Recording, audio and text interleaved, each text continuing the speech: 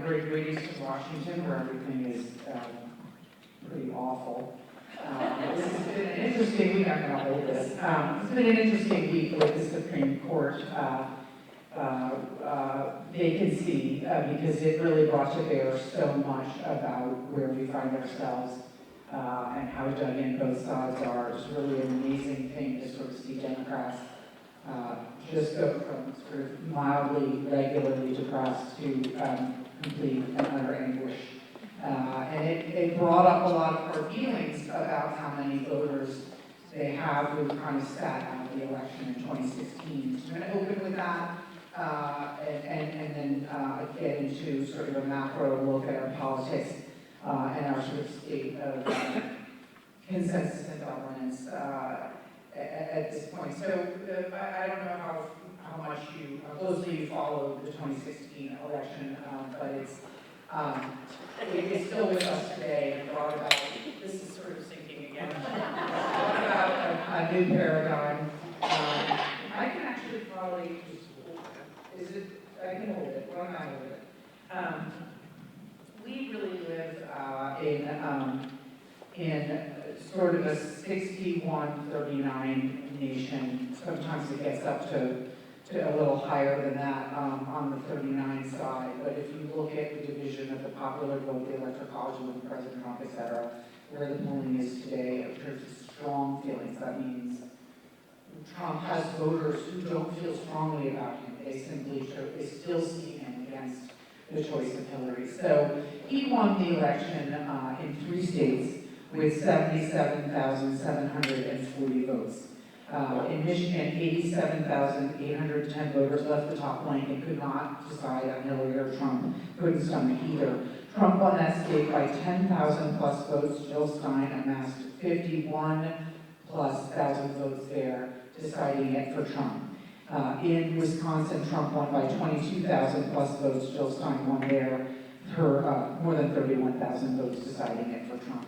In Pennsylvania, he won outright with by a margin of more than 67,000 votes, where she amassed more than 49,000. He did, as you know, better than Mitt Romney as the Republican nominee in 2012, without African Americans and Latinos, but largely he really was carried to victory by the rural, small town vote. And he won them so decisively, it speaks to how he continues to govern today. The numbers are staggering. In Michigan, Donald Trump won those voters 57-38. That's 19 points when Romney beat Obama there by only 7 points, 53-46. In Pennsylvania, he won them against Hillary by 45 points, 71-26, up from Romney's margin of 1959-40 in 2012. In Wisconsin, he won them 63-34 over Hillary, 29 points. Up from, again, Romney only prevailing over Obama there by 7 points with those same voters. Non-college whites he took in North Carolina by 40%, Florida by 34%, and Georgia by 64%. And as you recall, Hillary Clinton was able to hang on election night despite this kind of momentum. To Virginia and Colorado, because there are simply voters more registered and likely voters there who have college degrees. So it's a reminder as you look at the way the president continues to govern that he speaks to largely and governs for mostly this coalition, because he knows that's the coalition they got. Okay, excuse me. I don't know how I got so many. And of course, despite the fact that he's raining tariffs down on them, they are his most loyal supporters to date, continuing to stay with the president to date, even if they are already seeing destabilization. Thank you so much. As farmers, manufacturers, or any other kind of job that's in the supply chain that is affected by these tariffs so far. So it's really a small margin of victory, and it is a reminder and a picture and a context for how sort of raw and divided we are, because the margin is so close. And it is also a reminder, not only for us, but for the Russians, of how small these victories are and how few states in our nation decide these elections. People look back at Obama's 2012 victory and say he won a landslide because he did in electoral college numbers, but Mitt Romney lost that election by fewer than 334,000 votes in only 4 states. Donald Trump's victory in 3 was much smaller, but it tells campaigns who only have to focus on some of us. It tells the Russians where these, or any other nation that wants to disrupt our elections, where these contests are decided. And it really is something that we have to bear in mind as we continue to see a polarized country with these elections decided right on the hair. Of course, the election of 2016 also really kind of redefined what it is we think of as necessary components of a victorious and successful presidential campaign. Hillary Clinton against Donald Trump was really a question of enthusiasm behind Donald Trump conquering the machine of Hillary Clinton. We knew that going in, but what we did not know, we knew we had the enthusiasm and she had the machine. What we did not know was how many things would change just in the course of that campaign. She really, looking back, had no message. He had a strong message. She won all 3 debates. He lost them. She raised $502 million. Now, that's not what was raised for her as her sum total, but that was her campaign's haul. He raised $250 million. She had, as of Labor Day, 50 offices in the battleground state of Florida and 54 in Ohio. He had 1 in Florida as of Labor Day weekend and 16 in Ohio. She held 350 fundraisers. He held between 50 and 60. She spent $253 million on ads. Remember, this is her campaign, not outside money. He spent $93 million. She spent $183 million on ads in Florida, Ohio, and North Carolina alone, and lost them all. She spent only $16 million in Colorado, Wisconsin, and Michigan. He did some through the Republican National Committee and Cambridge Analytica data analytics.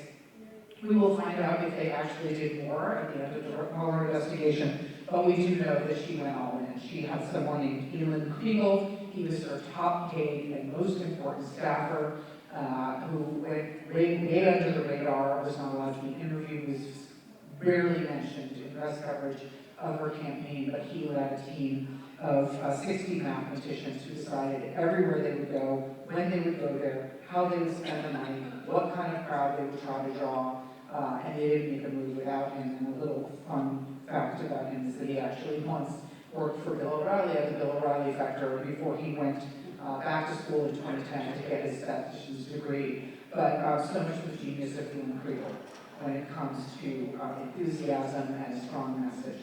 So everyone wants to know where we got to Trump. How did we get to Trump? As you look at this Republican Party not knowing what it stands for anymore, kind of cracking into 2 or 3 factions, how did this all happen? It happened largely because the leadership in Washington just ignored basically what was happening to their voters. They were increasingly hurting economically. This was not something that their leadership was willing to acknowledge. They were turning against immigrants. They were turning against an aggressive foreign policy.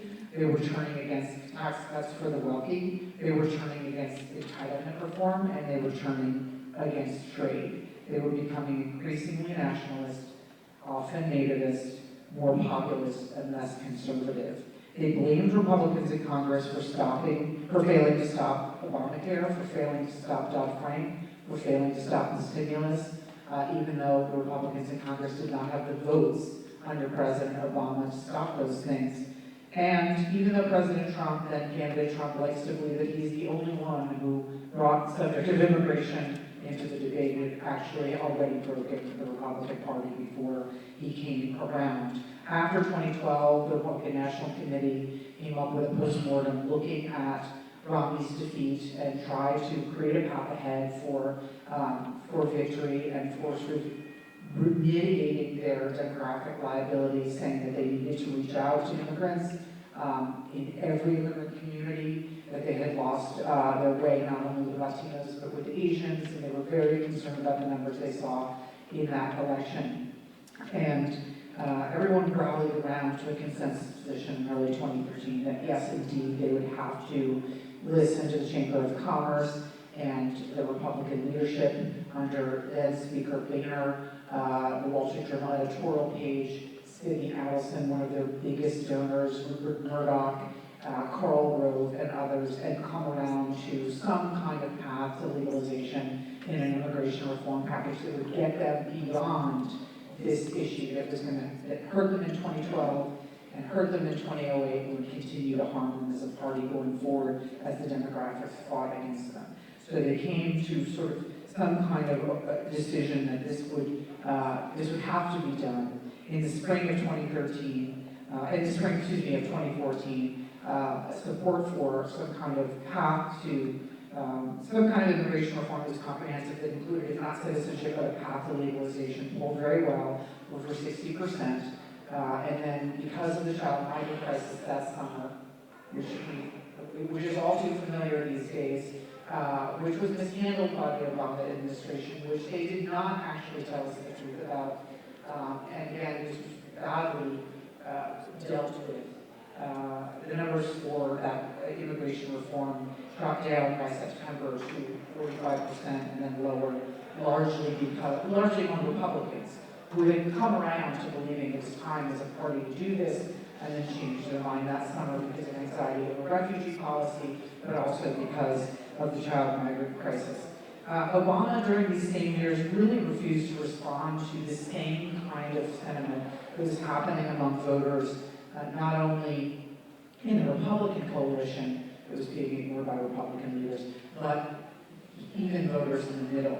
He did not respond, because he was elected in 2012, to the drubbing that his party took in the elections, largely over Obamacare, which was partisan, and took over 1/6 of the economy. He did not respond to the resulting midterm elections in 2010. He take that message going forward into his second term because he was able to win a second term. He and his party were drubbed again, as you know, in 2014 in the midterm elections, but he refused to respond, refused to adjust, and conservative resistance to him and his party continued to grow stronger. In his second term, we saw the rise of ISIS, his refusal to use terms like radical Islamic terrorism. He preached about Islamophobia, and simultaneously, as we faced these growing threats overseas, at home, everything was continuing to deteriorate. The economy was recovering, but the new normal wasn't good enough, and in some places it was devastating.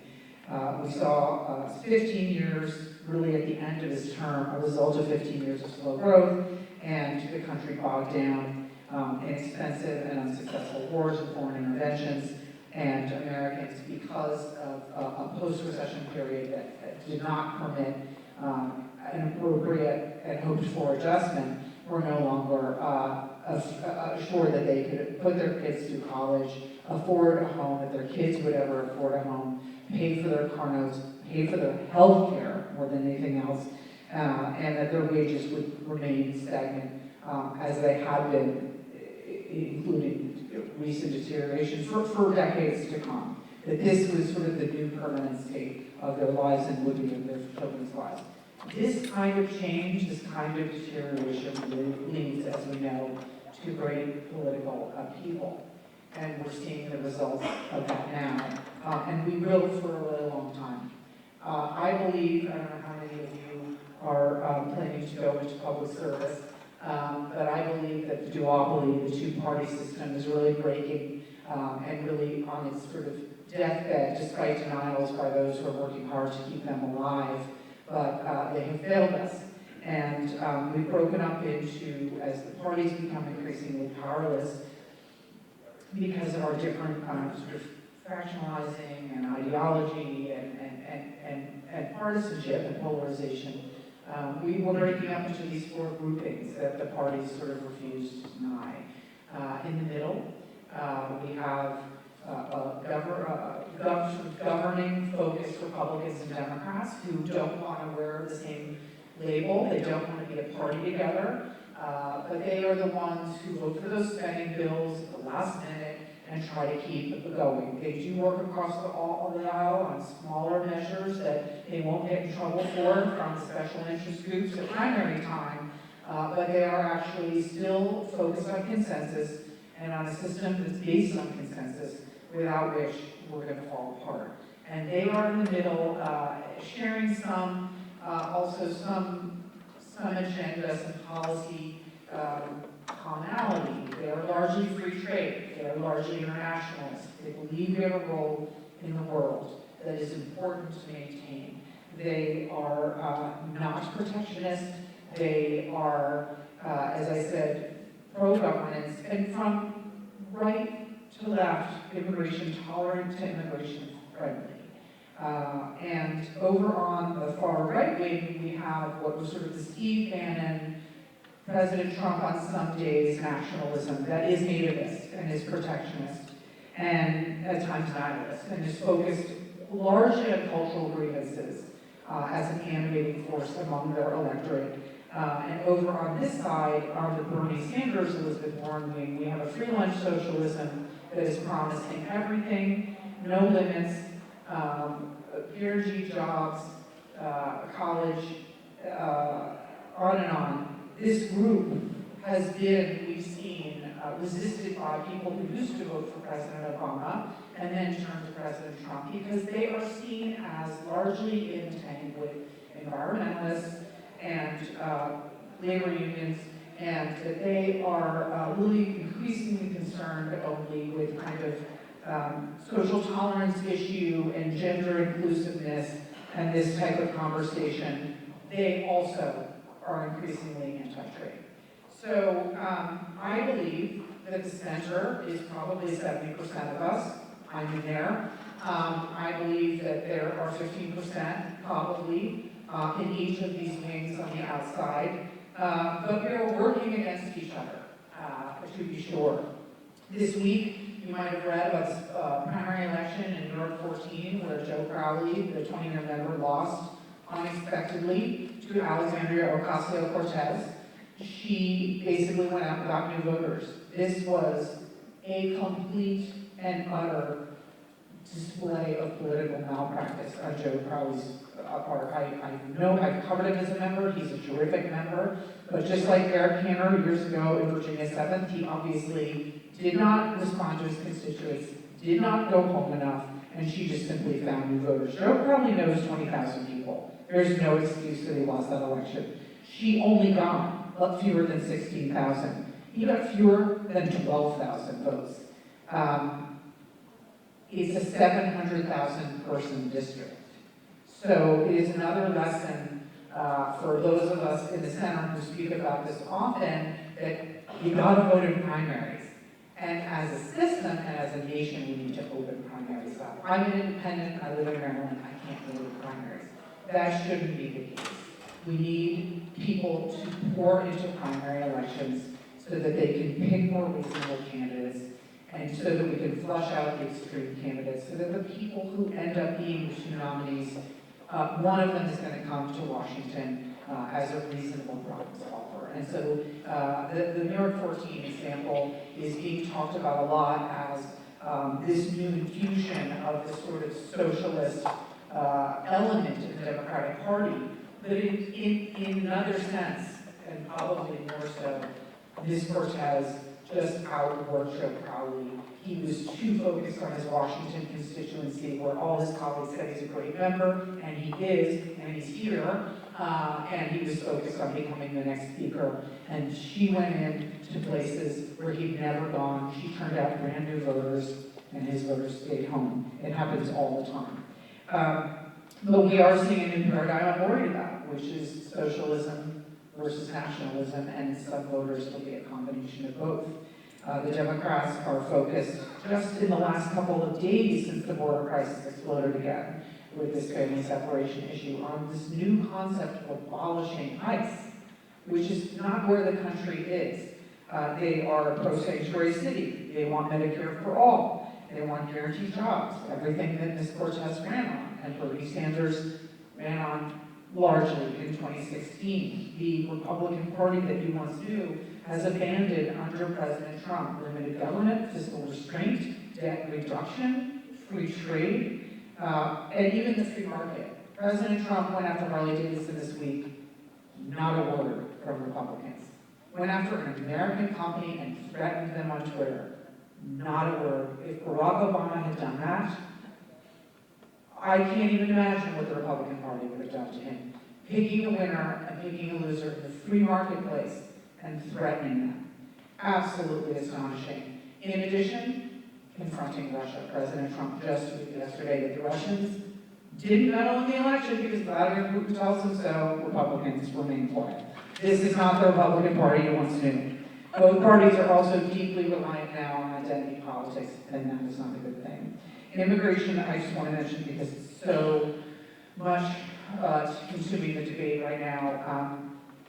The country is truly in the middle. The majority of voters favor protection for dreamers. It's something like the high 79s, 80 percentile, depending on the survey. Most of the country, it was sounding, up in the 90%, want families to not be separated at the border. But guess what? They don't support catch and release. So Democrats need to pay attention to a poll like the one that CBS News released this week that said 48%, everyone wanted the families kept together, but 48% wanted the families detained together, even if it means indefinitely, or sent back to their home country together.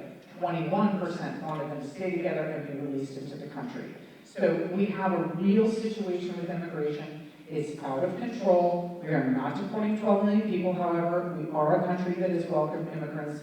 We have asylum for a reason. If the Democrats and Republicans can get together and tighten the criteria for that, that's fine. But this all or nothing immigration position that each party is taking in two separate corners is not where the country is. And they think it's a vote juicer, but it's really a tragedy because it's just not something most Americans are extreme on.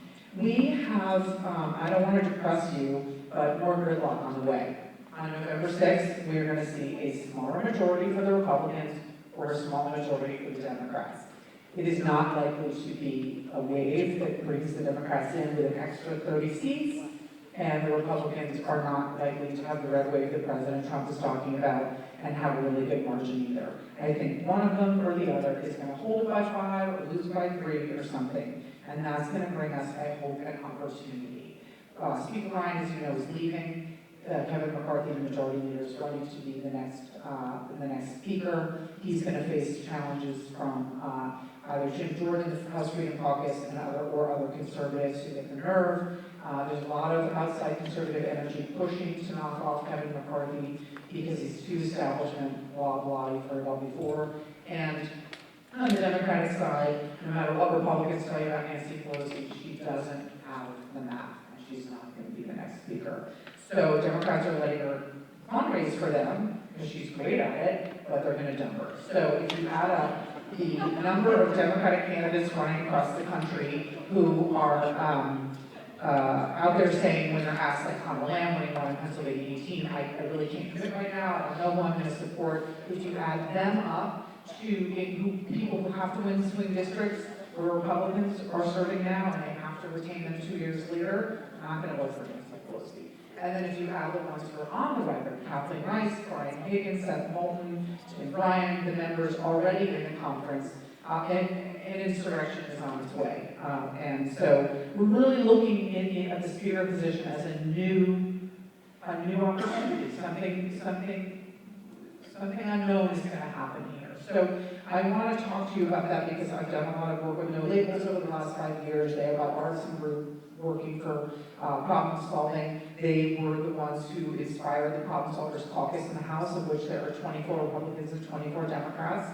They're hoping to grow the ranks of the Problem Solvers Caucus. We'd like to get it up into the high 50s, if not 60, to be a real neck-breaking coalition that can hold the leadership's feet to the fire. But they are working on rules changes that will potentially galvanize enough of a mass, the Problem Solvers Caucus in the House, plus some more, maybe, if people can be shamed, consensus in a closely divided Congress, representing a closely divided nation, to actually bring the minority party into more of the debate, more of the vote, more of the procedure, better representation. At this point, they're pretty much, if you look at the math, I won't bore you with it, but shut out at the Rules Committee level, shut out on the House floor, shut out at the committee level, and on and on. And that really needs to change. And so I'm hoping, as I said, that depending on the results of the election, we'll see some opportunity for cooperation there, simply because the party that is hanging on or is just breezed in will likely be in a very weakened state. I want to talk to you about people who are problem solving and are doing the right thing. And I hope that in your communities, in your workplaces, in your municipalities, and your states, that you will support them. I have a heartening story about someone who is the mayor of Tulsa, Oklahoma. I don't know if we have anyone here from Oklahoma, but G.T. Bynum is a Republican who most people thought was a Democrat. His opponent labeled him as a liberal and had ads of G.T. associated with Hillary Clinton and Barack Obama. He had 65% favorability rates among Democrats going into election day. He was on the city council for 8 years, and his dream was to be mayor. He won by 17 points because he focused on results. And he ran against a two-term incumbent by talking about how base politics is easy and it's dumbed down and it's not innovative and it's not creative problem solving. And he ran on two goals: increasing per capita income and increasing the city's population. His bipartisan heroes are former Republican Governor Mitch Daniels of Indiana, and Baltimore Mayor Martin O'Malley, who also ran behind Bernie and Hillary for the Democratic nomination. He says that both of them ran on platforms of results-based problem solving, that they identified a goal and then found a measure by which you could track your progress. He said you have to find a way of testing the measurement cheaply and quickly, and then you deploy whatever strategies and test them to reach success. And you cut back on the strategies that fail. He talks about this in a TED Talk that I would recommend to you. He said that in Atlanta, the city's using it for housing for the homeless, in Philly to lower crime rates, and in Louisville to address vacant and abandoned properties to great success. And he says data, which the previous speaker was talking about, should be an engine for creative problem solving. That your public servants, your elected officials, those who represent you should only talk to you about data, the goals they have, the results they want, and not the other party and what the other party is doing wrong. If they're talking to you about the other party, they're not trying to solve your problems. And so I find a lot of hope in people who are doing the right thing. I actually think Governor Raimondo in Rhode Island is a terrific example. I've met her through work with No Labels as someone who's trying to problem solve and reach across the aisle. My governor, Barry Hogan in Maryland, is a very blue state. He's a Republican. He's governed from the center. More than 28% of Democrats in Maryland have strong approval of Governor Hogan, and he's going to win re-election. These people need to be rewarded, and they need to be promoted, and they need to be protected, and their work needs to be honored. And I hope you'll do that going forward if we are to try to preserve the system that we have. I am very much excited about your questions, but I want to close with one shout out to my friend Jonah Goldberg, who's a conservative writer for the National Review. He is out with a recent book. I'm reading a lot of these books, and they're really heavy. His is called Suicide of the West, and it's basically how tribalism and populism and identity politics is going to kill us. And I really recommend it because he started it long before Donald Trump was president. It has nothing to do with that recent populist candidacy and presidency, but it basically talks about how the free market is, he calls it the miracle. And the free market capitalism is the only thing that ever brought us out of the trees and living on all fours, foraging for food, fighting with each other. It's the only thing that ever brought us to the table to talk to an other who wasn't our friend or family member, who innately we always prefer, that innately we're tribal, and that we've become civilized by the free market to reach out to others and to work with others who we don't know or understand and may not be like us. And then without it, to ignore that, will lead us back into these entrenched tribal ways, where we reject people who aren't like us, where we want to win so that they can lose. Because if they win, then we must be losing. Who don't want to put America first and party second. And it's a very, very deep look at several 100,000 years, but I highly recommend it. If you want to think deeply on this, as I said, keep in mind as you see the debates unfold both nationally and globally, who's talking to you about problems, who's trying to focus on solutions, and who's playing the blame game, and just rooting for the next fight. It's I know that's most of them, but the problem solvers are in there, and we need to keep them going. And I'm ready for questions. Thank you.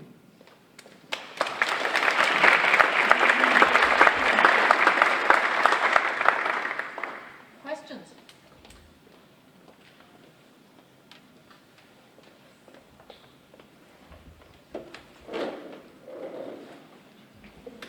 What was the name of the book? Suicide of the West. Sorry, Suicide of the West. Yes, ma'am. You talked a little bit about the independence and the primary system and the challenges associated with that, which is sort of driving people to their corners. Do you have any thoughts on how that can be worked, or should be reworked? I think here in Rhode Island, independence may be the largest. I think we have the largest number of more independents than we have Democrats and Republicans. What's a better way? As I agree, I think that independents can play an important role in terms of moderating the conversation. But if they are boxed out of that important step in the political process, how do you overcome that? Thank you for your question. I am not a student of all of these electoral forms that I support. I mean, I've not studied the open primary system in California so closely, but I did recently enough in primaries to know that what the parties don't like is when Republicans ran like a reasonable Republican against a Rohrbacher in the California district, and the reasonable Republican rose in the polls above the Democrats, so that the fear was, what if they end up with the top two vote getters are both Republicans? So parties don't like open primaries, but that's probably why I like them. And I think that may the best man win or woman is really, it has to be, we have to come up with a system, and open primaries seems to address that. However, people are making the case that it sort of erodes the parties, and that people with money can just come in and probably really prevail in open primaries more easily than when there's some party influence. I mean, this is a debate we'll continue to have, but we have to have it. I'm also, we have to have it because of what you pointed out about the numbers in Rhode Island. I was recently looking at the gun control numbers, because Democrats are hoping that for the first time after the Parkland shootings and other shootings this year, they're going to be able to really generate enthusiasm among gun control voters. We have not ever seen a measurable electorate of gun control voters. Single issue activists tend to be pro-life or pro-choice or pro-gun, not pro-gun control. So if that's going to change in 2018, that's going to be fascinating. But in looking at the new registration numbers of young voters in Florida and North Carolina, which Democrats are, to see if they're responding to the shootings, we're seeing that those voters almost always vote no party affiliation. I mean, they always register no party affiliation. So they might be for gun control, but their millennial generation is not, they just can't party labels, and they don't trust institutions, and we need to keep them engaged, and we need to get them involved, because they're globally connected and more community-minded, and they crave transparency, and they need to break up the system. But we need to keep them involved. I think it's interesting that they're getting involved, at least registering to vote, but refusing to be part of a party. So that's going to be a huge drive in the debate going forward as the parties try to stay alive. They share databases, they raise some money, but they wouldn't have picked Trump, and they almost couldn't pick Hillary, and Bernie almost won. So they really are, on life support in terms of how much control they have over the candidate. And as they sort of assess where they are in this crisis, they're going to have to start accepting those new numbers on independents and non-affiliated voters, and what a force they're becoming and will remain.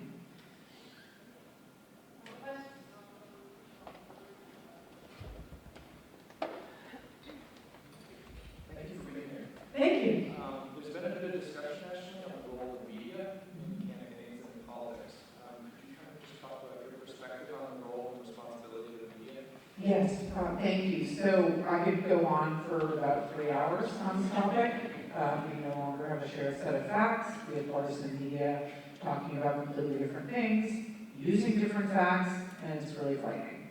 I remember, like a lot of you in this room, before when there was no internet, and the news media, everything you digested was regulated, and people lost their jobs over inaccuracies.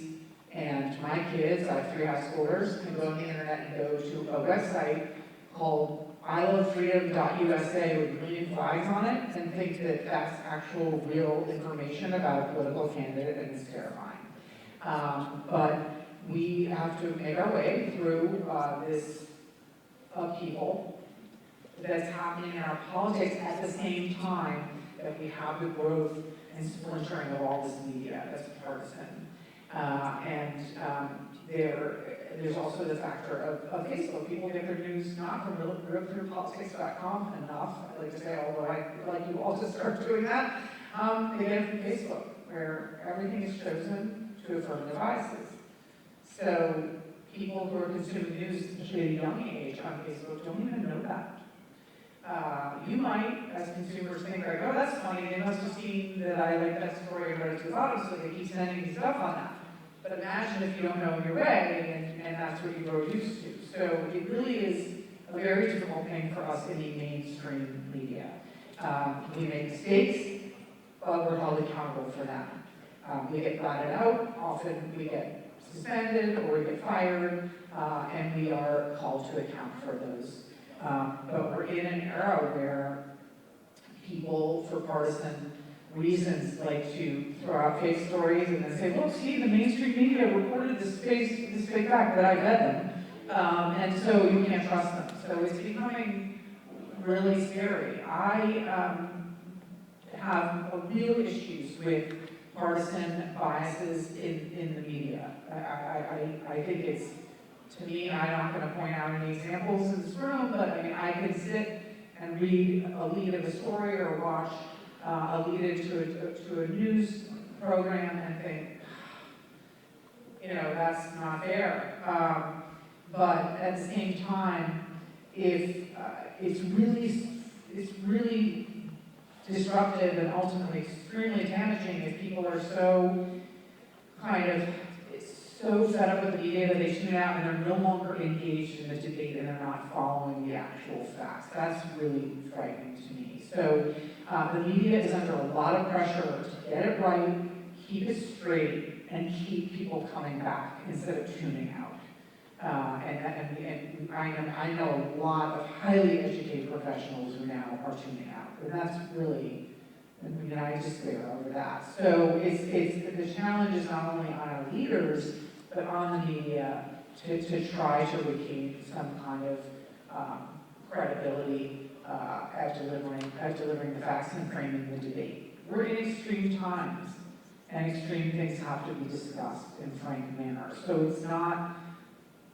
it's sometimes, calling Trump out on having lied 103 times in a week, which he did this last week, is seen as like anti-Trump. No, this is actually about the fact that our democracy really suffers when people don't know who is telling the truth in positions of leadership. So it's a very strange time, sort of, I get, what I mean, in terms of like what I criticize media coverage. It really depends on, it sort of changes hour to hour with what they're trying to attempt.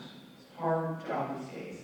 Interestingly enough, people are flocking to journalism. I hope your kids aren't, but a lot of them are. I mean, it's really an incredible time. They've broken incredible things in the last 2 years, things we never would have known without the mainstream media. And as much as they need to get their act together, people are really supporting journalists because they're in the mainstream media because there are so many ways to sort of cloud over what's going on. So I think we have a serious, sober responsibility. I think we have to work on credibility.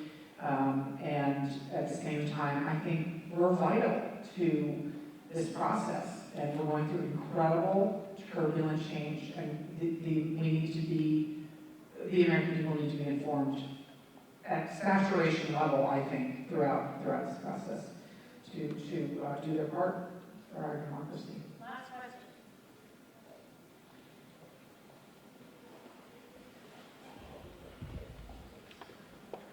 Welcome to Rhode Island. Thank you.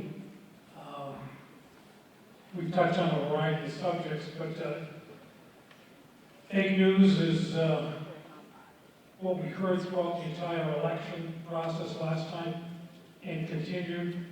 But what is probably most disturbing is the dysfunctionality of government and when is Congress going to hold the administration accountable and get something done. Well, there's a couple of buckets, sir, to your question about Congress. We know the Congress is a separate and co-equal branch of government. And they have, in the years that I've covered Congress, I've been there since 1994, ceded their authority and their influence and power. And they are the ones who represent us, not the president. The 435 of them in the House, they're representing us. And they cede to the party, to the president of their party when their party has a president in the White House. Most of the Congress, and I'm trying to get my hands on this number, and I'm sorry I don't have it today, but more than half of them elected since 2010, I want to know what the real number is. They have not governed. They've been in Congress since Congress has only been saying, no, I can't, hands in the air. They have not worked on compromises together. They have not done their duty to be the power of the purse, to be stewards of the taxpayer dollar, represent us, and to check a centralized government with an overreaching executive, whether it's Bush, Clinton, Obama, or Trump. And it's just, they just perceive their jobs so differently than what it was originally intended by the founders, who wanted members of Congress to guard their power and their role. And their shared responsibility. So that's a huge shift that is really part of the dysfunction. And then there's the partisanship where you are just so afraid of losing your next primary election and having someone run to the right or left of you that you just, you never can be caught talking to someone of the other party or voting for anything that might get criticized. You just vote no and hope for the best. In terms of oversight, it is the responsibility of the Congress to oversee the executive as well. And the Republican Party has refused to do any oversight of President Trump's family business stuff or any of that stuff. And if Chelsea Clinton was up to that stuff right now, let me tell you what would be going on. But that's just the choice they've made, and there are a lot of people who believe that they will suffer in the midterm elections because they have not done oversight on any of the ethical missteps of the cabinet members, the lack of line between the Trump organization and the families, profiteering, all of that stuff. We'll see if the voters care about that. We'll see. We'll see in the exit polling, we'll see in all of that. But that is a huge driver, as a debate going into the fall, is the Democrats are making the case that no one in the Congress has ever held, anyone in the administration to account, that they won't touch Scott Pruitt, who is, by everyone's definition, contemptuous of the taxpayer dollar, by anyone's definition, including his friends, and let alone the other cabinet members or the Trump. If it was the Clinton administration, the oversight hearings would never end. I would never sleep. So that is a factor in the election in the fall that Republicans believe. There's all these white married college graduate women who are going to be the driving voter in this fall's election. And mark my word, they will be the driving voter. And so Republicans, many of them are former Republicans, and Republicans think that all those women care about is what's in their pocket and their bank account and their 401k and their health care. And Democrats are making the argument that many of them are independent or former Republicans, and they are mad at the fact that the Congress is supine and acquiescent and not holding the administration to account on ethics and smashing democratic norms and this kind of thing. And so we'll see. I mean, I don't predict anything anymore because I don't know what the voters are going to be angry about the most. I know they're angry, but that'll be an interesting thing to look back on after November 7th to see what that debate drove in terms of voter energy. It's a big discussion, and obviously Washington is a big discussion. But there are a lot of focus groups showing that woman voter, that college graduate, usually married white woman, is mad as hell, and they're getting super organized, and they're going to turn out. So it'll be interesting to see when those women do, what issues they say were their priority issues. And you can ask me questions after if you had any. Thanks so much for your time.